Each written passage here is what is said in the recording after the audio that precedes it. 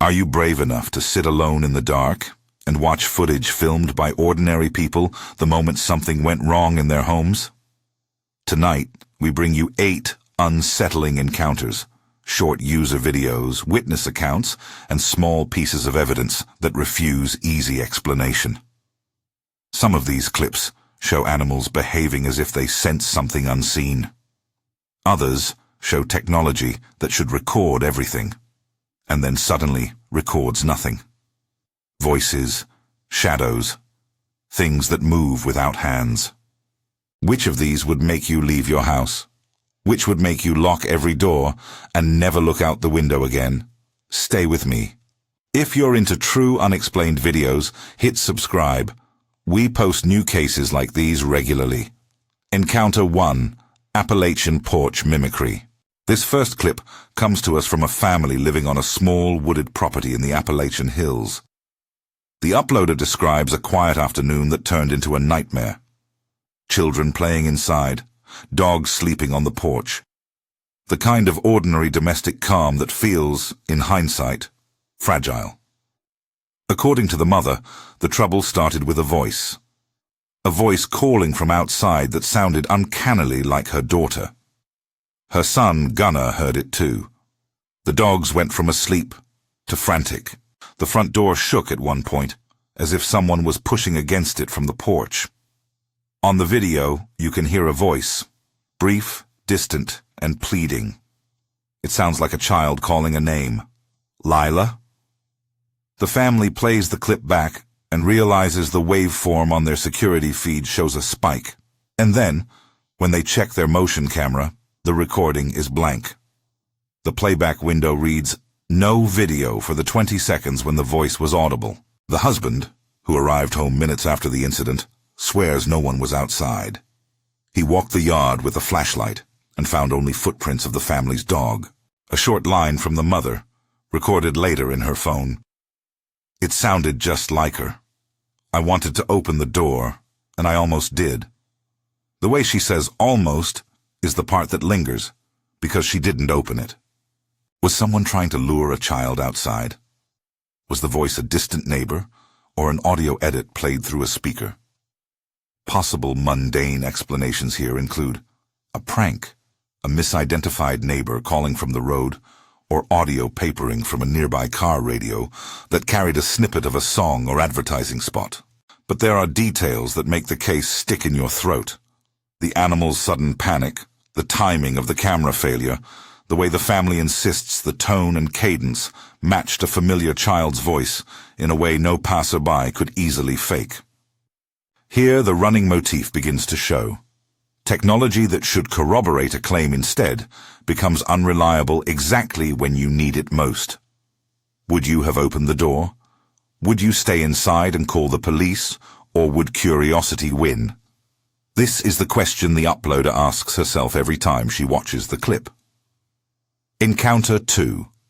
Florida donation bin that breathes. Our second clip is shorter, but no less eerie.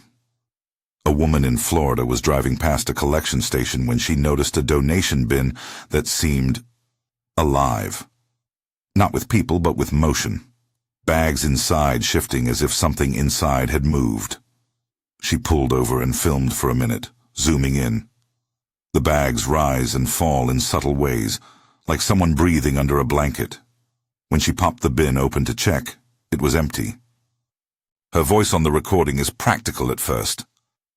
"I thought there was someone in there," she says, then quieter. You can see it move. The clip is unnerving because of what the body of public knowledge around donation bins implies. There have been tragic cases, people trapped, injured, even killed inside bins. The uploader references past news stories, and she asks the camera whether she should call the local authorities. Possible mundane causes include wind-catching plastic bags, a stray animal riffling among discarded clothing, a mechanical hinge that causes ripples as the metal flexes, or even someone playing a prank from inside the enclosure before stepping out. There's a compassionate angle to this that matters. When an object's motion triggers images of people in peril, our imaginations do the rest. The narrator's voice on the original clip is cautious, and when she says, "I checked it," you can hear the relief in her step as she opens the lid to find nothing. Or relief spliced with a chill, because empty is a cold sort of proof. The bin remained empty, but the image of those bags pulsing like a chest in the dark is something the uploader says she still thinks about when she drives by the station. Encounter 3. Diaz and the apartment with flies. The third encounter carries a grim edge. Diaz, the uploader alias, posted footage from a small apartment building where something in a neighboring unit went very wrong.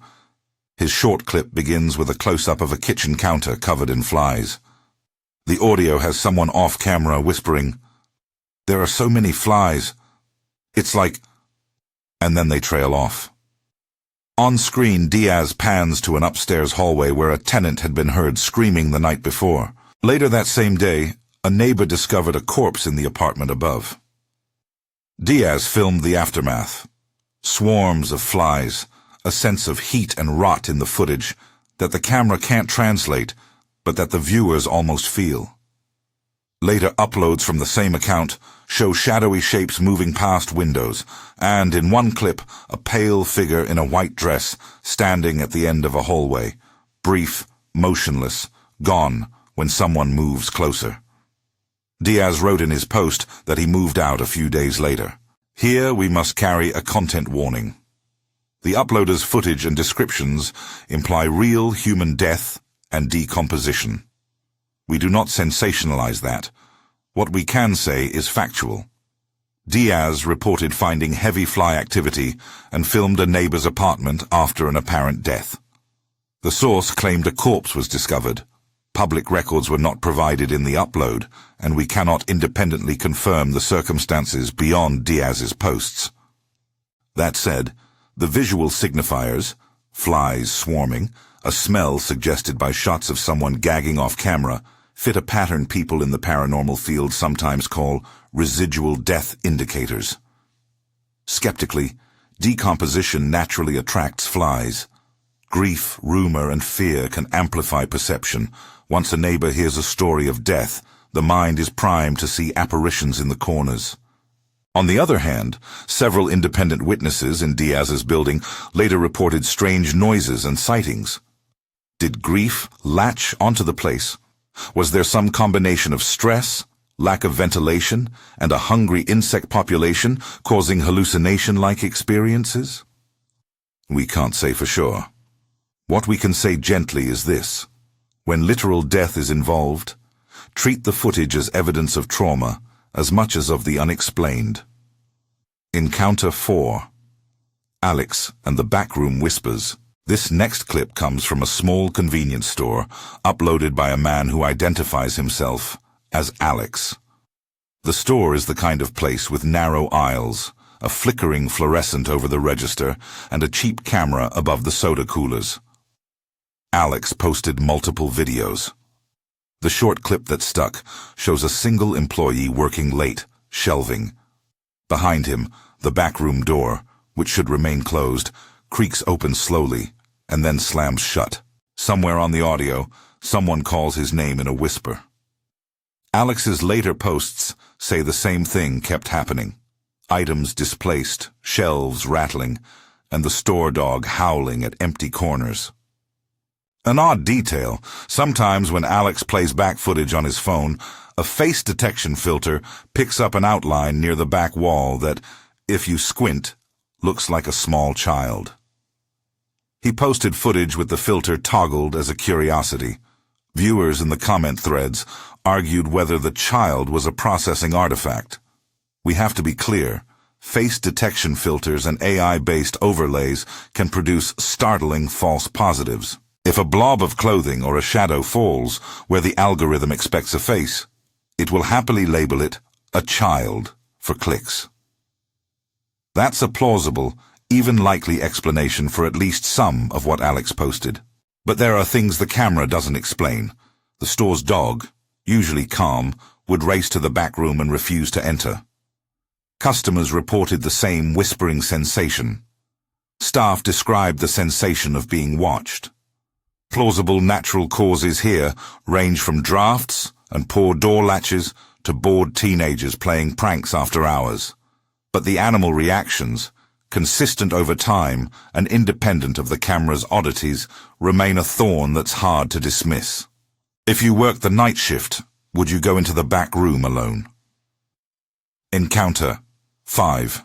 Costa Rica Night Shift Guard. We travel now to a different climate. This clip was uploaded by a night shift guard working in Costa Rica at a small telephone office. The footage is grainy, and most of the video shows the same empty desk, a bank of old payphones, and a humming fluorescent light. The camera picks up subtle motion, papers trembling, a chair creeping away from under a desk, a shadow that seems to pass behind a partition and is gone when the guard checks. What followed in the uploader's comments is almost as chilling as the video itself. He wrote that there was no follow-up, and that he stopped working the night shift weeks later. There are no additional verified posts, no local news stories about an investigation, nothing. A single-eyed, unresolved upload like this is maddening because the absence of follow-up amplifies the uncanny. No one came publicly to say, "Oh, that was a raccoon," or "We fixed the wiring." But the guard's report remains solitary. Possible mundane explanations in a tropical older building include wind gusts pushing light curtains, animals like raccoons or cats moving through the ducts, loose wiring creating lights and shadows, or the guard's own sense of isolation magnifying ordinary noises. Equally possible is that the camera simply captured a trick of light as headlights passed outside and threw shadows through the windows. We present the video exactly as the uploader did, a short, unresolved piece of footage from a single, credible-seeming source. That lack of resolution is part of why we keep watching. Encounter 6. Michelle and Jonathan's humanoid at the window. Back to Appalachia for something that feels more like folklore than footage at first glance. Michelle and Jonathan posted a set of clips after a string of late-night alarms set off their security system for no clear reason. Their most compelling clip shows a tall, slim figure standing near the tree line outside their front window. The figure is elongated, unnaturally still, and when the couple zooms in, it recedes into the dark, moving in a way they can't describe.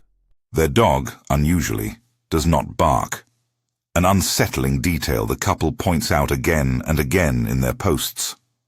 Locals commenting on their uploads reach for a word that should be used with caution: skinwalker. They use the term not as a firm identification, but as a way to situate their fear within Appalachian folklore. Tall, humanoid entities that move oddly and sometimes mimic animals or humans. A short quote from Michelle in a later clip. "It was taller than any man. It just leaned, like it was listening." The local interpretation offers one possible frame. Folk belief can color what people expect to see. If someone believes the woods around their house are haunted by something that imitates, their eyes and ears will search for confirmation. Still, the clip itself is odd.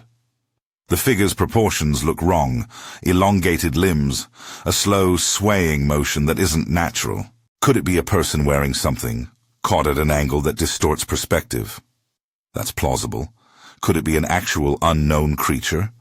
That is a much larger claim and goes beyond what the video can prove. What matters here is the way cultural stories shape response. The couple's neighborhood has a history of tales. Listeners will interpret the footage through that lens. The animal's reaction, or lack thereof, complicates things. Dogs often react long before humans notice. Would you step outside to confront something like this, even to see if it was a hunter or a prankster in a reflective suit?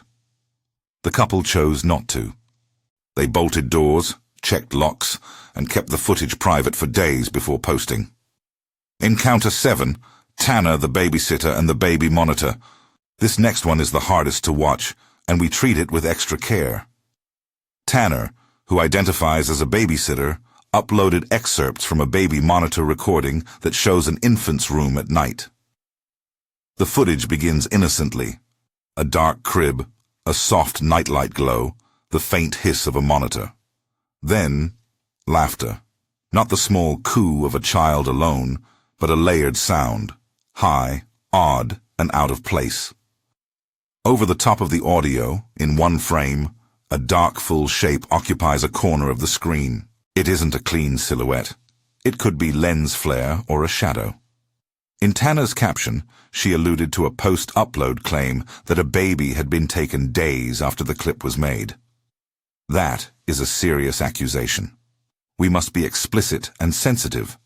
The claim of an abduction was made by the uploader in subsequent posts, and we could not independently verify any law enforcement reports tied to the claim.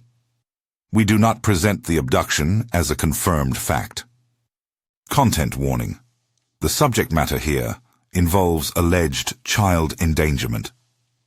If the idea of this is upsetting, take care watching this segment.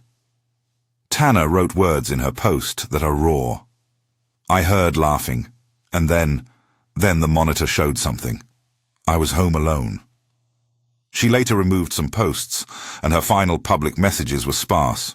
The online trail here is muddy. From an investigative perspective, baby monitors sometimes exhibit interference that can produce odd audio artifacts. Lullaby tracks, nearby radios, or digital bugs can create spooky sounds. A dark blob in a corner of a low-resolution feed could be something as simple as a shadow from a nightlight, a piece of decor close to the lens, or a compression glitch. But two factors push this clip into the realm of the truly uncomfortable. First, the laughter captured is layered and complex in a way that feels intentionally imitative. Second, the uploader's subsequent behavior, removing posts, ambiguous claims of a later event, creates a narrative that the internet tends to fill with the worst possible outcomes. We repeat, carefully. We have the monitor clip and Tanner's uploaded captions. That is all. No verified police reports were provided with the footage we reviewed. It remains unresolved. The baby monitor story is the most emotionally intense piece in tonight's lineup because it touches on the vulnerability of children and the parental instinct to protect. Many viewers told us in comments they felt sick watching it. Many more asked whether the uploader sought help. That is the right question to ask. Encounter 8. The closet door at the in-laws. The final clip comes from a man staying at his in-laws' house while waiting to interview a guest for a podcast.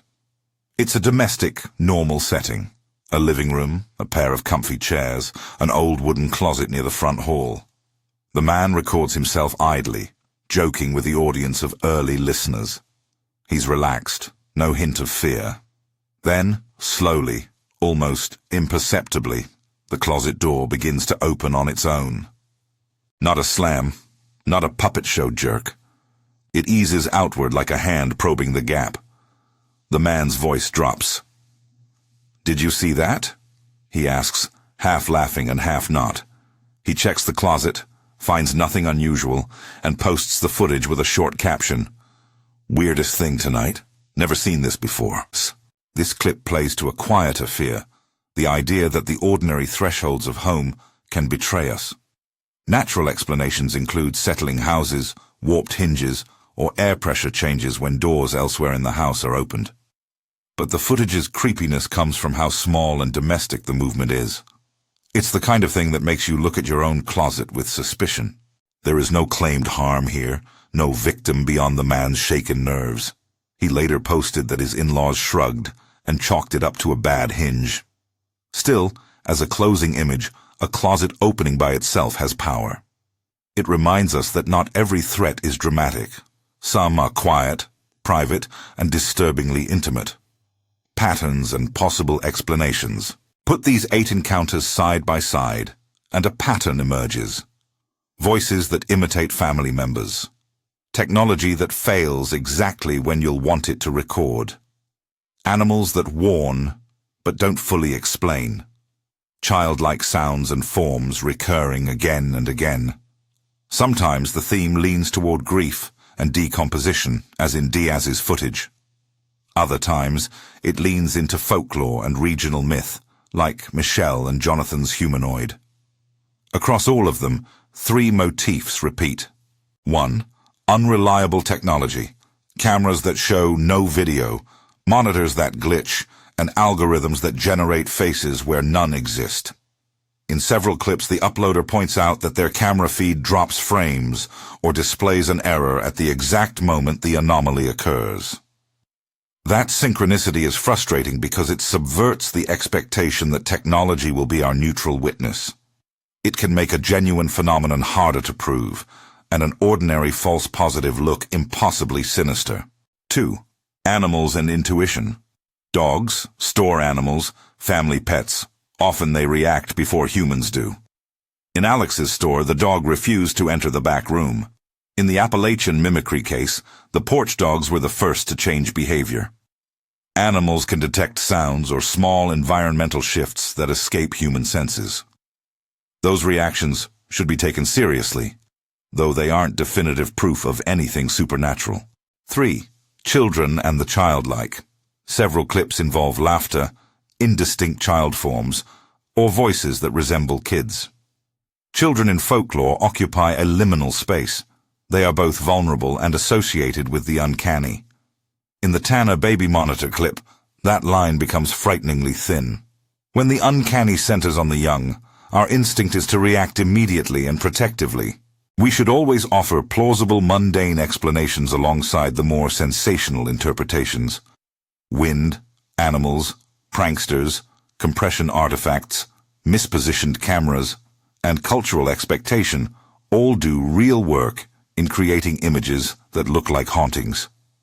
At the same time, there are details in these videos, consistent animal behavior, multiple independent witnesses, and the odd coincidence of technology failing when it counts, that resist tidy dismissal. What would you do? Are you brave enough to stay? If one of these happened in your living room, would you sleep in the house that night? Would you move? These are practical questions. Several uploaders told us they changed their habits. Diaz left the building. The Appalachian family installed new locks and left lights on. Michelle and Jonathan considered installing additional cameras focused on the tree line. Some people did nothing outwardly dramatic, but admitted their nights felt different. Lighter conversations faded, children were monitored more closely, and a sense of domestic security was weakened. We also asked online viewers to weigh in, and the answers were telling. Some argued that moving was the rational response. Some said they would call a technician to check wiring and hinges before concluding anything unearthly. Others said they'd sleep with a gun or a baseball bat. A few suggested turning the footage over to local authorities. Others recommended posting everything online and letting the internet investigate. There's no one right answer, only what feels safe for the people living through it. Unresolved status and follow-ups. For transparency, several of these cases remain unresolved. The Costa Rica Guard's upload stopped after one clip. No local news followed. Tanner's subsequent posts were removed and did not include verifiable public records. Diaz's footage was emotionally charged and later disappeared when the uploader moved. Michelle and Jonathan continued to receive messages from locals, but no law enforcement confirmation of a skinwalker investigation exists, because that would be an unlikely phrasing for any official record. When an upload references possible news stories, we either confirm the item or note that we could not find verification. If an uploader claims a follow-up happened that's not public, we label it unverified. That's not because we doubt the uploader's experience. It's because journalistic caution demands we separate emotionally resonant narrative from confirmed fact. How to approach footage like this. If you're the sort of person who collects eerie clips online, treat them with the mixed respect and skepticism they deserve. Ask questions. Who filmed it? Where was it filmed? Is the uploader known for reliable submissions, or do they post lots of sensational content? Are there independent witnesses? What's the quality of recording? Could a natural cause explain the anomaly? At the same time, don't automatically mentalize every oddity away. The emotional reality for the people in these clips is real. Their fear is real. Grief is real. Strange experiences do happen. Which clip convinced you? Now I want to hear from you. Which of these 8 clips made the hairs on your arms stand up? Which one seemed most likely a trick of light, and which one looked like something else entirely? Would you stay in any of these homes? Tell us in the comments which clip convinced you, if any, and why. If you have footage of your own, user-recorded, original, send it to the email shown on screen. We'll consider submissions, and with permission, may feature your video on a future show. A final note of care. We do not use tonight's playlist to mock people who were frightened or to exploit traumatic events. When uploads reference grief or potential harm, we treat those details with respect. The internet is a crowded place of hoaxes and of real fear, and the line between them is sometimes indistinguishable. That ambiguity is part of why we keep watching. That ambiguity is also a reminder to treat your neighbors and friends with care when they say they've seen something strange. Are you brave enough? If the answer is yes, there's more where this came from. We'll keep cataloging moments like these, footage that invites questions, evidence that refuses closure, and human beings caught in the center of it. If you want more, subscribe, and if you feel safe doing so, share these videos with someone who'll watch with you. And as always, be kind to the people behind the uploads. They're not just story fodder, they're neighbors, friends, and sometimes people whose lives were quietly changed by what they filmed. Which of these 8 encounters would make you leave your home tonight? Which one made you want to look twice at your own security camera? Share your thoughts below. And if you captured something you can't explain, send it to the address shown on screen. We'll meet you back here next week with more unedited, viewer-recorded moments that ask the same question. Are you brave enough?